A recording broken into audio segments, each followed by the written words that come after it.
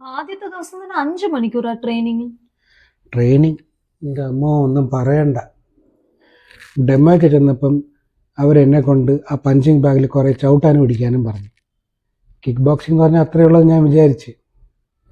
Training തുടങ്ങിയപ്പോഴല്ലേ പണി കിട്ടിയത്. എന്ത് പണി? ഇന്ന് ആ പന്ന കോച്ച് വാമപ്പ് എന്ന് പറഞ്ഞ് എന്നെ കൊണ്ട് കുറേ എക്സസൈസ് അങ്ങ് ചെയ്യിച്ച്. നിങ്ങൾ സ്വപ്നത്തിൽ പോലും കാണാത്ത സാധനം. പിന്നെ അത് കഴിഞ്ഞ് എല്ലാവരെയും വരി വരിയായി പിടിച്ച് നിർത്തിയിട്ട് തല കുത്തി മറിയാൻ പറഞ്ഞു. പിന്നെയും അടിപൊളി. അവിടെ പിന്നെ പെണ്ണുങ്ങൾ ഉണ്ടായിരുന്നെങ്കിൽ അങ്ങേർക്ക് പറയേണ്ട ആവശ്യമില്ലല്ലേ. നിങ്ങൾ തനിയെ ചെന്ന് അങ്ങ് തലകുത്തി മറിഞ്ഞേനെ. പിന്നെ തലകുത്തി മറിഞ്ഞതേ എനിക്ക് ഓർമ്മയുള്ളൂ.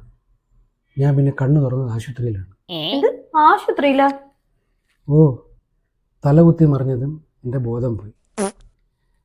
അവരെല്ലാവരും എന്നെ കുറെ വിളിച്ചു നോക്കി. ഞാൻ റെസ്പോണ്ട് ചെയ്തില്ല. അവർ പേടിച്ചിട്ട് എന്നെ എടുത്ത് ആശുപത്രി കൊണ്ടുപോയി. ഞങ്ങളടുത്ത് ഞാൻ അന്നേ പറഞ്ഞില്ലേ പറ്റുന്ന പണിക്ക് പോയാൽ മതി.